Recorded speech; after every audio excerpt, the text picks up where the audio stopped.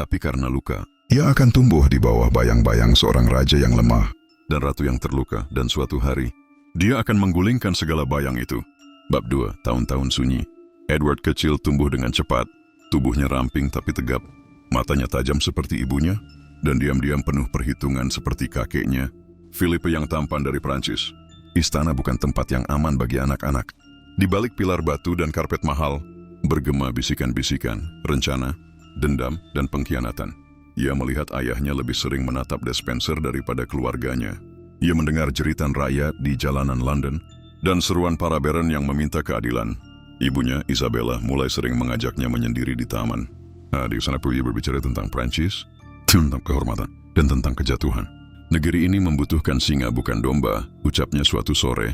Dan siapa singa itu, Ibu? Engkau, Edward. Tapi seekor singa harus tahu kapan harus menerkam. Saat Edward berusia 14 tahun, ibunya kembali dari Prancis dengan pasukan kecil dan seorang pria bernama Roger Mortimer. Dalam semalam ayahnya ditangkap dan diturunkan dari takhta. Ia dibawa ke penjara di Berkeley dan tak lama kemudian wafat secara misterius. Tidak ada yang berbicara tentang penyebabnya, tapi Edward mengerti. Kekuasaan menelan mereka yang lemah. Bab 3, Mahkota dan Belenggu. Pada musim dingin tahun 1327, Edward dinobatkan sebagai raja. Inggris di Westminster Abbey. Mahkota emas diletakkan di kepalanya, yang masih remaja, berat dan dingin seperti rantai besi. Ia bukan raja sejati belum. Roger Mortimer memerintah sebagai wali, dan Isabella tetap menjadi ratu bayangan. Edward mendengarkan mereka, mengangguk menandatangani dokumen. Tapi dalam hati, ia mencatat, menghafal, dan menunggu. Tahun-tahun berlalu dalam kebungkaman yang penuh bara. Saat ia menginjak usia 20, Edward mengumpulkan orang-orang setianya. Dalam sebuah malam dingin yang legendaris, ia menyelinap ke kastil Nottingham melalui terowongan rahasia, menangkap Mortimer tanpa perlawanan. Mortimer digantung di Tyburn.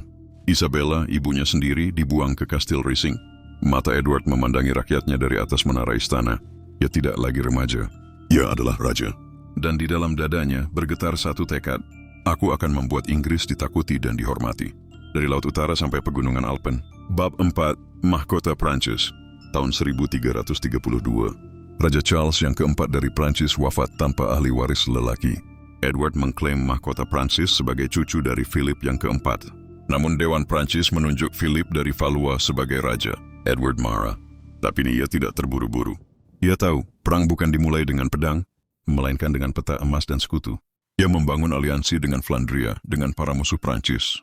Ia mengumpulkan pasukan, membangun armada, dan mengukuhkan kekuatan pemanah longbow.